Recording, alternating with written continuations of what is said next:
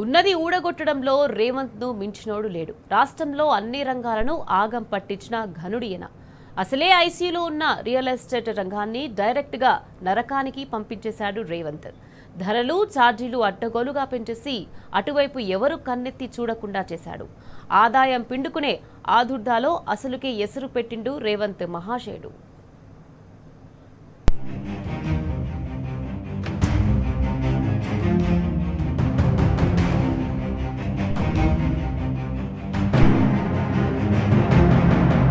Vision లేనోడు పాలకుడైతే అది ఏ రంగమైనా సరే భూమార్గం పట్టాల్సిందే. భూముల క్రయ విక్రయాలు జరిగే రియల్ ఎస్టేట్ రంగాన్ని పాతాళానికి తొక్కేసింది రేవంత్ సర్కారు. అడ్డగోలుగా ధరలు పెంచి రియల్ రంగాన్ని కోలుకోలేని దెబ్బతీసింది. ఆదాయం పిండుకోవడమే లక్ష్యంగా ముందు వెనుక ఆలోచన లేకుండా ప్రభుత్వం అడ్డగోలుగా భూముల ధరల్ని పెంచేసింది. హెచ్ఎండిఏ, RRR, ORR పరిధిలో అయితే సరాసరి 200% నుండి 300% వరకు ధరల్ని అమాంతం పెంచేశారు. రియల్ ఎస్టేట్ రంగాన్ని కోలుకోలేని దెబ్బతీశారు. రాష్ట్ర రెవెన్యూ శాఖ మంత్రి గారు పొంగులేటి శ్రీనివాసరెడ్డి గారు వెబ్సైట్లో ఈరోజు మార్కెట్ వాల్యూ విపరీతంగా పెంచుతూ నిర్ణయం తీసుకున్నాడు. తెలంగాణ రాష్ట్ర వ్యాప్తంగా 144 సబ్ రిజిస్టర్ కార్యాలు అమలు చేయాలని ఆయన చెప్పడం జరిగింది. అసలే రియల్ ఎస్టేట్ అనేది ములిగే నక్కపై తాటిపండు పడ్డట్టు రాష్ట్ర ప్రజలందరూ ప్లాట్లు అమ్ముడుపోక చాలా నానా అవసరాలు నరకాతలు పడుతున్నారు. ఒక పక్క హైడ్రాని, ఒక పక్క ఇదని తీసుకొచ్చి ప్రజలంతా గందరగోళంగా అయోమయంగా గురవుతున్నారు. LRS కట్టుకోవాలన్నా, బిల్డింగ్ పర్మిషన్ తేవాలన్నా విపరీతమైనటువంటి చాలాన్ రూపంలో డబ్బులు ఖర్చు అవుతున్నది. ప్రభుత్వము ఈ మొండి వైఖరి మానుకొని ప్రభుత్వాన్ని డిమాండ్ చేస్తున్నాం. తక్షణమే ఆ నిర్ణయాన్ని వెనక తీసుకోకపోతే 33 జిల్లాల్లో కూడా మా జిల్లా యూనియన్ సభ్యులు కూడా నిరసన కార్యక్రమాలకు వెనకాడరు. దేనికైనా కూడా సమస్యలకు, పోరాటాలకు మేము సిద్ధంగా ఉంటామని రాష్ట్ర ముఖ్యమంత్రి గారికి, రేవంత్ రెడ్డి గారికి, రాష్ట్ర రెవెన్యూ శాఖ మంత్రి పొంగులేటి శ్రీనివాసరెడ్డి గారు కూడా మేము డిమాండ్ చేస్తున్నాం. యాదాద్రి భువనగిరి జిల్లా మొత్తం RRR, హెచ్ఎండిఏ పరిధిలోనే ఉంది. ఇక్కడ సరాసరి 300% వరకు ధరలు పెరిగాయి.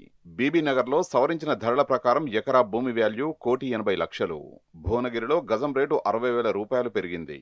ఎకరం భూమి కొని రిజిస్ట్రేషన్ చేయించుకోవాలంటే ప్రభుత్వానికి స్టాంపు డ్యూటీ రూపంలో అక్షరాల 1,50,000 రూపాయలు సమర్పించుకోవాలి. భూముల ధరల్ని అమాంతం పెంచి ప్రజల్ని బెంబేలెత్తిపోయేలా చేసింది ఈ మతిలేని ప్రభుత్వం.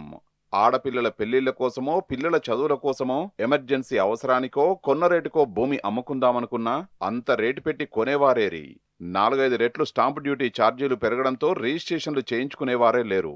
ఒకప్పుడు రిజిస్ట్రేషన్ కార్యాలయాల్లో క్యూలైన్లు కనిపించేవి. ఇప్పుడు రోజుకు 1-2 మాత్రమే రిజిస్ట్రేషన్లు అవుతున్నాయి. అవి కూడా gift deed, sale deed, partition deed లాంటివి మాత్రమే రిజిస్ట్రేషన్లు జరుగుతున్నాయి.